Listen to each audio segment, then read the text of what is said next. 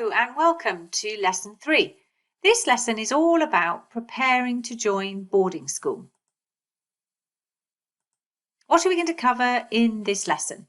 We're going to talk through the joining documents that will come from the school and visa if required. We're going to talk through uniform and other necessities for school.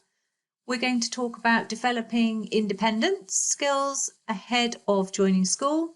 And we're going to talk about staying in touch. So first of all, let's talk about the joining documents. You should expect to receive these between May and July in the summer before your September start date. Now, these come in a very varied times depending on the school in my experience. So don't panic if you haven't got them, but until July. But if it's July and you're joining in September and you still haven't got them, then I would give the school a ring and give them a chase. But some schools send them earlier, some schools send them later.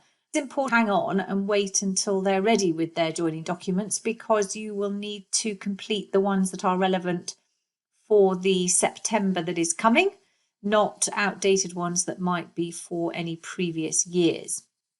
There is a chance, if you're doing GCSEs or if you are joining the school for sixth form, that your subject choices form for GCSE or your sixth form choices for subjects will arrive earlier, because the school will need those choices so that they can get working on the timetabling. So it would be quite likely for those to come maybe in the spring term prior to joining. There'll be lots of forms to fill in your joining documents and return to the school, but what you receive will depend on age. So I would recommend noting the deadlines for the return and where each of the forms should be returned to, as it's very likely they will have to go back to different places, different people at the school, depending on what they are. So don't ignore the forms and hide them under a pile of papers on the kitchen sideboard and forget about them. Make sure that you have noted when you need to fill them in and when you need to return them. I would recommend being as prompt as you can. There are some options that will fill up quickly. So, for example, tennis coaching or after-school activities or clubs or perhaps trips. So you don't want to miss out on some of the choices that your child is really enthusiastic about by delaying the return of the forms. So make sure you sort through them when they come and decide what needs to go back immediately and what can perhaps wait. If you are coming from abroad to go to a boarding school, there's just a few points to think about when it comes to visa. So if you need a visa for your child to study at boarding school, it's really important that you contact the school regarding support documentation that you need for the visa. It is possible that you might need to pay additional term leave fees as proof of funds for compliance for the visa. And this really depends on where you live, what your home country is and what your passport country is. So it's really sensible to have a conversation with the school about what the terms are, because this can be up to a year's school fees as proof of funds. So you may need time to release the funds from investments or wherever they are. So do check as soon as possible with the school.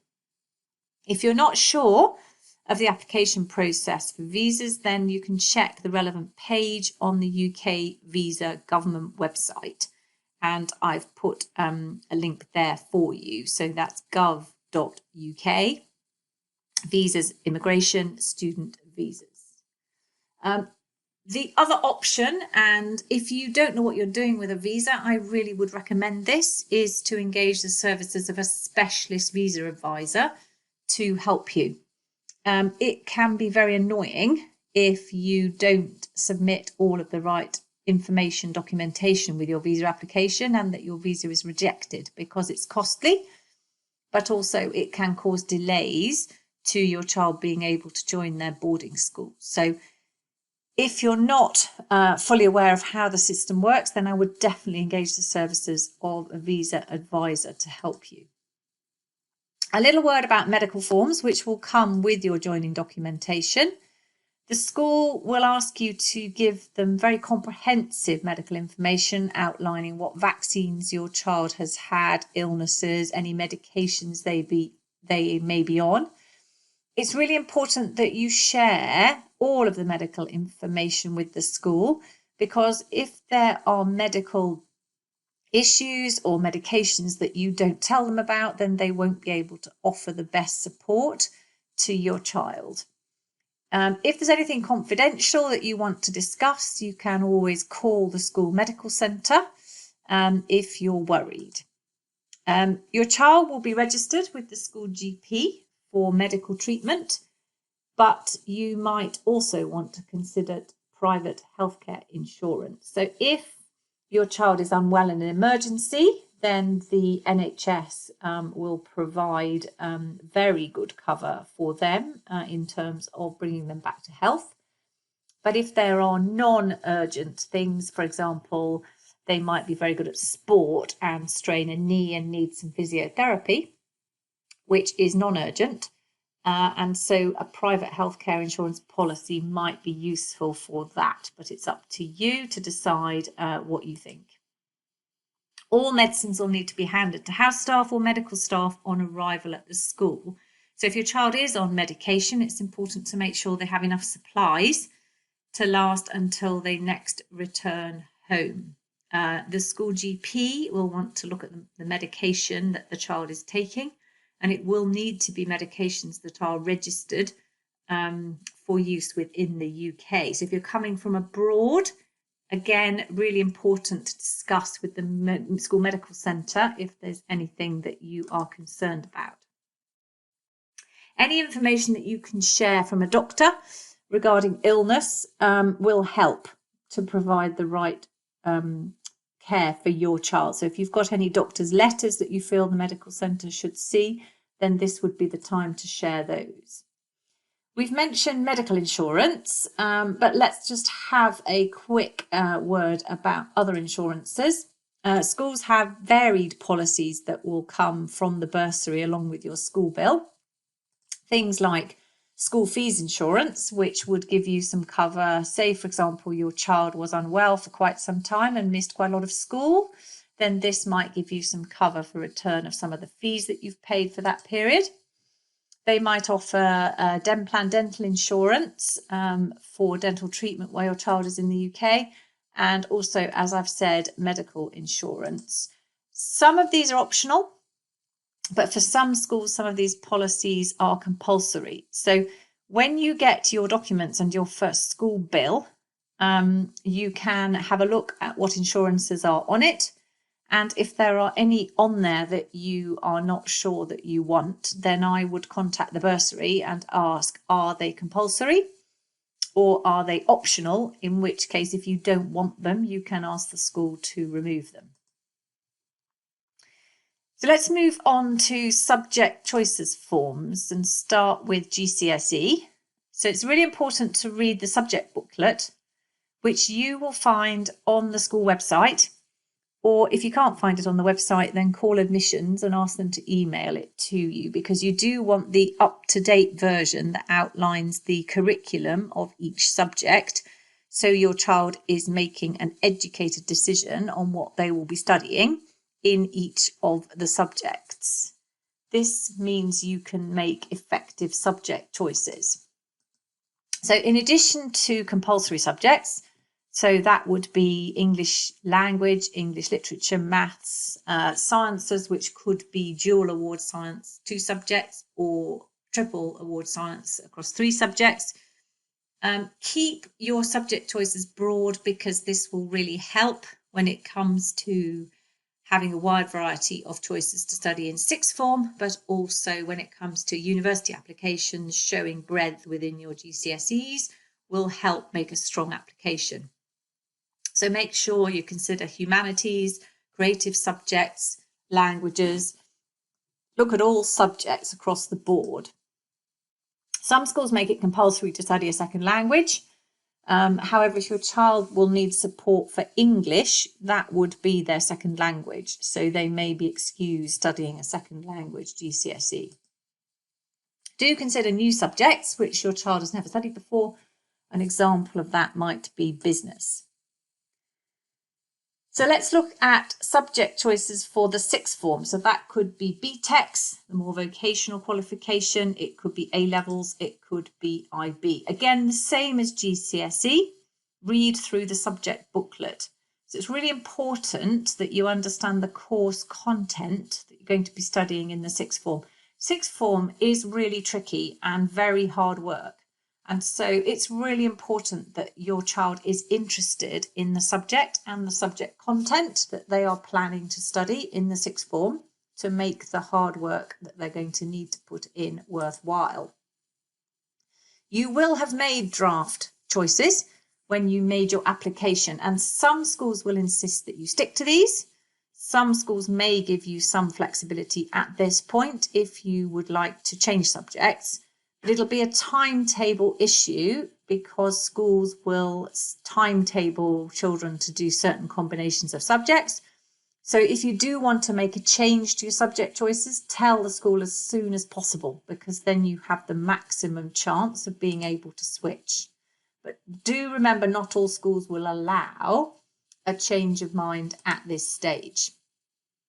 Make sure you've got breadth across your A-levels, and one way of doing that is perhaps to consider an EPQ, an extended project qualification, which is actually part of the IB curriculum, but increasingly schools are offering it in tandem with A-levels, so that if, for example, you're studying 3 sciences for A-levels, you can choose to do an EPQ, which is a research project of your own choosing in something totally different, like history or astronomy or perhaps geography or history, to show some breadth in knowledge.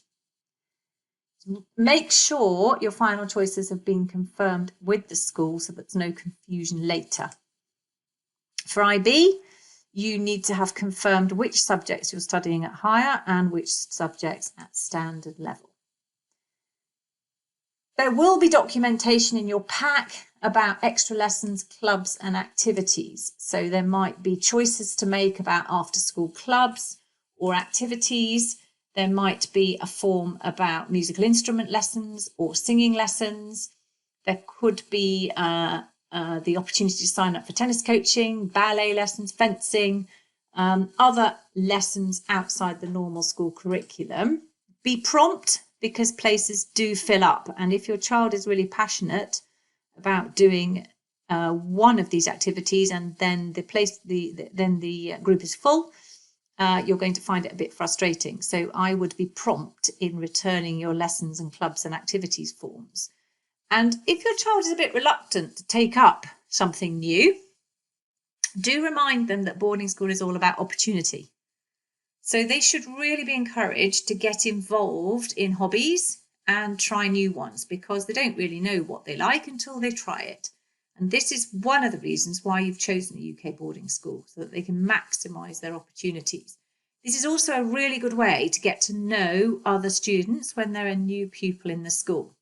So really encouraging them to take up a club, an activity, something after school, learn something new, is a great opportunity to get to know the other students and build friendship groups. Uniform and other necessities. Uniform is usually now ordered via an online supplier, although some schools do have their own school uniform shop, and you will need to make an appointment to visit for fitting. These appointments book up very, very quickly. So again, that could be something to put on your early to-do list to make sure you have secured an appointment. In the next lesson, we talk about new pupil days that happen in the summer term. Often there are appointments available for the school shop while you are on the new pupil day. Again, if that applies to you, get an appointment in quickly. It's also worth considering pre-loved, otherwise known as second-hand uniform, because it could be a great way to save cash, because school uniform is very expensive. If you're happy to consider this, then contact the school if there isn't already information about it in your pack. Boarding school uniform lists are very extensive, so I would have a look at whether you really need all those pairs of socks. Yes, the school washing, laundry services will take a bit of time. So they will need to make sure that they've got enough clean clothes while others are in the laundry. But it could well be that you could get away without quite so many of each thing as is on the uniform list. And then there might be the opportunity at exeat or half term to top up if necessary. School shoes and sports trainers can also be a bit of an issue if you don't read the rules, and you don't really want your child getting into trouble because they've got the wrong shoes or trainers, because if they get into trouble when they're only new, it can cause homesickness. So make sure you check on the rules regarding these and buy the right ones. Likewise, for name tapes, you will be sewing name tapes onto all of your children's clothing. And schools do ask for these in different formats. So there might be a school number or a school house letter, or they might need a particular colour of letters or a particular format like capital letters or a particular size. So before you order your name tapes, do check if the school has any regulations on what those need to be. And make sure you order enough, not only for all the clothes that your child will be taking to school with them, but also to take some extra name tapes with them for additional items that may be bought during the term. Pyjamas, dressing gown, good slippers, onesies as well are crucial for being comfortable in the boarding house in the evenings. So make sure your child has enough of those. Keep home clothes to a minimum is quite good advice, particularly if your child is quite young. If you have got fewer clothes, it's much easier to manage them when you're new to boarding. So again, you could top these up and have a bit more when it gets to exeat or half term, but start off with just the minimum so that your child can keep things tidy and put them away. Pack some family photos, take some family photos. Because there will be perhaps a notice board in the dorm or somewhere to put pictures and reminders of home, and these are quite important. The other thing that's quite good for making a dormitory feel personal is the child's own choice of duvet covers. I've visited hundreds of schools and dormitories over the years, and boys tend to go for their favourite football team or rugby teams, or if they're younger, often superheroes. Depending on age. Girls tends to be more pastel shades, Cath Kidston flowers, things like that, again, depending on age. A tuck box, if you're not familiar with it, is like a small trunk, really, and it needs a good padlock. I definitely recommend combination and not a key, because keys are very easy to lose. These are a really good way of keeping valuables safe close to your child's bed in the dormitory. Tuck boxes do become family heirlooms for the future. My husband still has his tuck box from his time at boarding school with his name stenciled on the side. And it's a really nice thing to have and to keep. So make sure you buy a good solid one that isn't going to fall apart. Laptops. Schools have strict policies on tech depending on the age of your child. So read all the documents that come about this before you buy, because some schools will supply a recommended laptop or tablet via their own purchase scheme. It's always best to ensure compliance, because schools have very strict security and online safeguarding policies. So if you're bringing your own, I would recommend a brand new one. Then you can be certain that it's clean of any data that might be in breach of the school security and safeguarding policy. There's always a big debate about Mac versus PC, and it's really important that whatever laptop you provide is compatible with the school's online learning systems. Otherwise, you really are going to make a headache for yourself. So schools are using Google Classroom, Microsoft Teams, plus perhaps other learning platforms. So If you are not going to go with the guidance that the school has shared with you regarding what to purchase, then I would strongly suggest contacting their IT department and just checking that what you're proposing to buy is compatible. It will cause far less headaches, I can assure you. Tablets and mobile phones. Similarly, some schools will provide a tablet, or they will ask you to purchase one ahead of arrival. Again, read the guidance and make sure you buy the right one. Schools have strict policies on mobile phone use, and that again depends on age.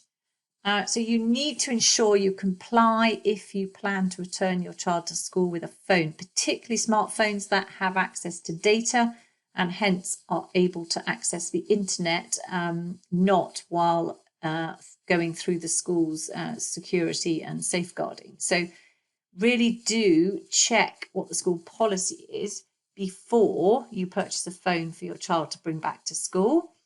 It's so good to have a phone to keep in touch with home and FaceTime and Skype, etc. But just remember, it can also be a distraction to take your child away from all the opportunities that schools offer to spend time with their friends and doing activities and sports and hobbies.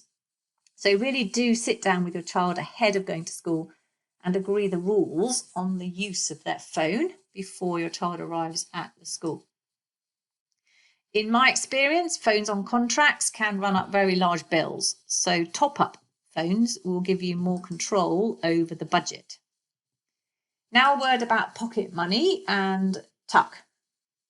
So schools will either keep pocket money in a house bank, which can be drawn at various times of the week and the day, and that will also keep it safe. Or for older children, I would suggest, and schools will also suggest, that your school has a UK bank account and they have a debit card which they can use to withdraw money via a cash point. Avoid returning your child to school with lots of cash. This isn't safe and it can lead to potential problems, so don't do it. A child with too much pocket money, I can assure you from experience, can get into mischief. So really think carefully about giving your child enough money so that they can take part in pizza nights and get snacks and all sorts of other things that they might need. But don't give them too much money, hence that they can get into mischief. Some prep schools, in fact, don't allow pocket money at all. So check the guidance on this before you send them back to school with pocket money. The other thing is tuck, otherwise known as snacks, sweets, etc., for them to have in their own time. Again, check the rules on this because some schools, some prep schools, for example, don't allow it. They prefer to allocate children's tuck themselves. Some do allow children to bring tuck back to school, but it must be handed in and hence is distributed them to the times that they're allowed to have it. So check the rules before you fill your child's tuck box that you've bought with tuck. Now let's move on to preparing for living away from home. And this is really about getting your child used to the independence that they're going to experience when they're at boarding school ahead of them joining. And this really can help them to settle more quickly once they get there. So there are some skills that you can practice in the summer holidays before they join. So here's just a few examples. Trusting them to get the bus for short shopping trips over the summer holidays, perhaps going to the cinema to see friends, but giving them an agreed time to be home and expecting them to be home on time, calling you to keep you in the loop. You could set up a family WhatsApp group to start lines of communication going that way and keeping in touch. Your child will definitely need to know how to change a duvet cover on their bed. It would be good if they are well trained in putting their clothes in the wash and making their bed. And taking regular showers and other hygiene skills such as nail cutting. Again, that depends on the age of your child, but it's important just to have run through all these things just so they won't get any surprises when they're at school. You may find the school circulates a list of other new joiners ahead of September so that you can arrange a few meetups. In the next lesson, we're going to talk about the new pupil day that happens in the summer. That's another opportunity to get to know some of the other new children and hence arrange a few meetups over the summer. Having at least one familiar face on day one really does help them to settle, and it doesn't necessarily mean that that person is going to be their best friend for the whole of their time at boarding school, but at least it's a start of a familiar face to be with on day one, even if down the line they turn out to end up with other friends. Depending on age, they can connect and start to build positive friendships via social media. But the flip side of that, I would advise to watch out for any negativity that may be happening on social media, because you really don't want them to be experiencing negativity about their boarding school prior to joining.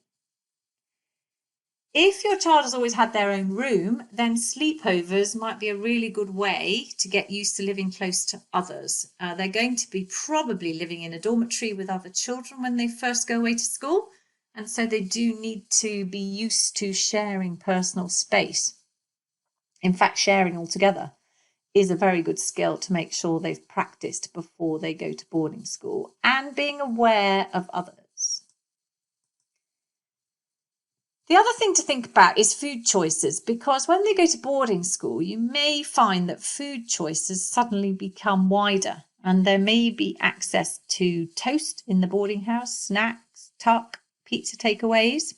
So I really would talk through nutrition, depending on their age, and talk about the balance of what they eat ahead of going to boarding school. Because eating well and healthily is a really crucial part of keeping mood positive when they join in their first term. So I wouldn't go overboard on it because they want to muck in and join in with everybody else as being something very important. But if there are choices on what they're eating, then it's important that they understand that healthy eating is linked to positive mental health. I would also encourage you to talk openly about school. Don't sweep it under the carpet and pretend that it's not happening. Talk openly about it and all the exciting new opportunities, but also get your child used to being open about anything that they're worried about. If you can get them used to sharing that with you before they go away, then the chances are that once they are away at school, if they do have any worries, they'll tell you, and they won't pretend that everything is fine if it isn't. You can talk through who their support network will be, so who's matron, who's the tutor, who's the house parent, and really encourage them to tell someone at school if anything is making them unhappy, because that is a real key to settling in and to good mental health, that they feel that there is a support network there that they can talk to openly if they've got any problems. I would also discuss how often they're going to keep in touch and how. In my experience, this is for your reassurance as much as it is for theirs. In fact, it might even be more for your reassurance than theirs. So do talk about keeping in touch and how you think the best way to do that might be. There is more on that in the next lesson because we're going to talk about settling in. So we will cover keeping in touch in a bit more detail then. So I will see you in the next video.